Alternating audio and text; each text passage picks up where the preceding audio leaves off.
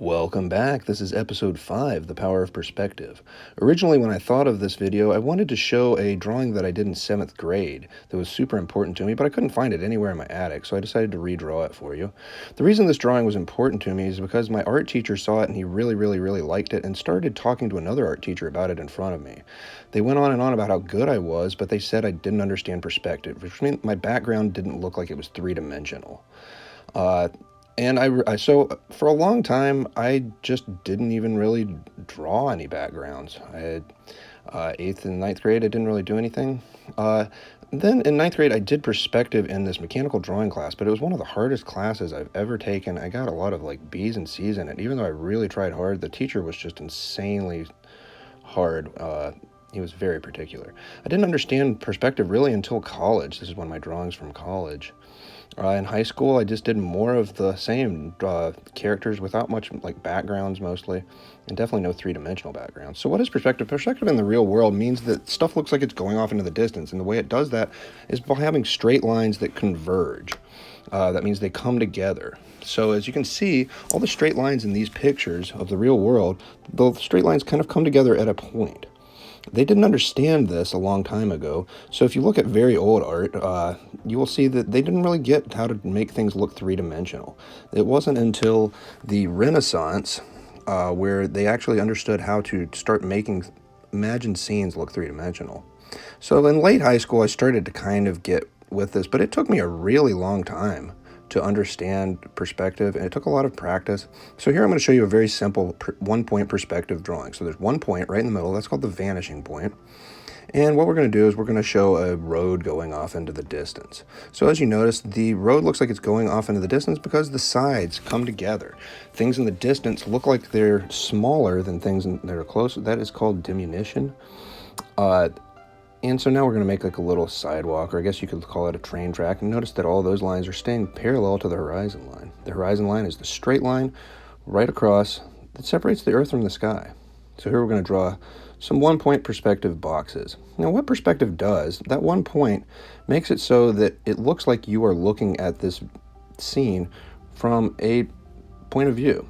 So if that box is right there, if you put another box over here, you're going to be able to see slightly different parts of it. So over here, we're going to be able to see the front, and we're also going to be able to see the top, just like the first cube we drew, but we're also going to be able to see the left side a little bit, just because of where this is positioned. So it even works with objects that are above the horizon line. So here's another cube. And this time it's going to be above the horizon line. Notice that these lines still just go back to that point. Here's another cube over here. This one we can still see the front and the bottom of this cube, but we're also going to be able to see, you guessed it, the right side as well. So what would a cube look like in two-point perspective? If there's one-point perspective, there must be more. They wouldn't call it one point if that was the only kind of perspective. So there's also this kind of perspective. It's called two-point perspective. It's very simple. You have 2 points. You have one on one side, one on the other side. And what it's going to do is it's going to make this cube look like it is kind of pointed with its corner facing you. Whereas all of the objects in the last picture look like their flat side was facing you. In two-point perspective, we're kind of looking at a corner rather than looking at a flat side or face of the cube. So notice that the lines that are going to the left go to that left vanishing point, and the lines that are going to the right go to that right vanishing point. Of course, it's not very common, but sometimes it's common in comic books. There's also three-point perspective. In three-point perspective, you're going to have 3 points. Now, the third point is not actually going to go where I've drawn this. It's actually going to go much further off of the page, and I'll show you what I mean here in a second. Three-point perspective, all of these are basically ways of simplifying the three-dimensional world and putting it onto a flat piece of paper. In the real world, sometimes it's not as simple as just 2 points, 3 points. Sometimes there's even more. So I'm going to zoom out just a little bit just to show you where the actual point would have been. I kind of made a little mark on my desk actually when I was doing this, so it's way up there. There's obviously more perspectives. This is a 4-point perspective drawing I found on Wikipedia. There are many more kinds of perspective. This is curvilinear perspective. This is done by M.C. Escher, one of my favorite artists. This is atmospheric perspective. It's a completely different kind of perspective, and there are even more kinds of perspective, but it's all showing 3 dimensions. The main one we're talking about right now is called linear perspective, 1-point linear perspective. So here we're going to try out drawing a 1-point perspective street scene. I'm just going to kind of draw it quickly and just kind of block in all of the shapes. 1-point perspective is the easiest kind of perspective, but it's still challenging.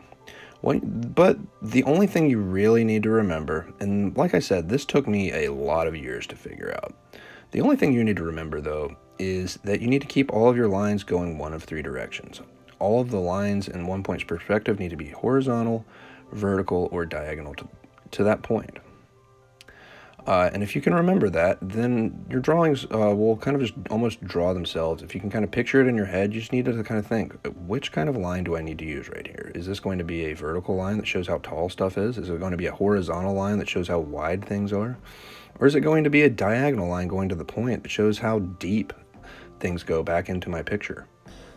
So for this kind of drawing, you just need to make sure that all of the lines are either going to that point or they're parallel to the horizontal or vertical. So what would this look like in 2-point? You'll be looking at a street corner here. We're going to be looking at the corner of the building, and we're going to have 2 streets. One's going to be going off to the left, and one's going to be going off to the right. These kind of drawings can be difficult at first, so don't expect to get it right away. And if you make a mistake, don't let that beat you down. Just take a look at your drawing and try to figure out which lines are in the wrong place. Just take a deep breath. Is it supposed to be going to the point? Is it supposed to be a horizontal line? Is it supposed to be a vertical line?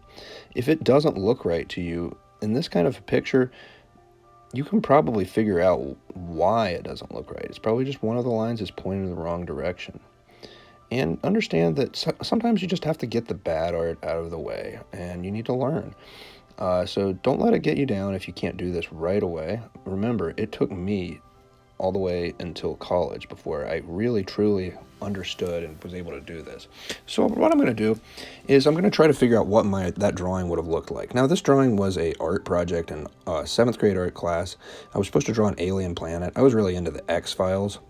So I'm going to try to draw what it would look like if I understood perspective back then. So I'm going to try to draw like a 7th grader. And so here you can see I've got my little human zoo with the alien guys.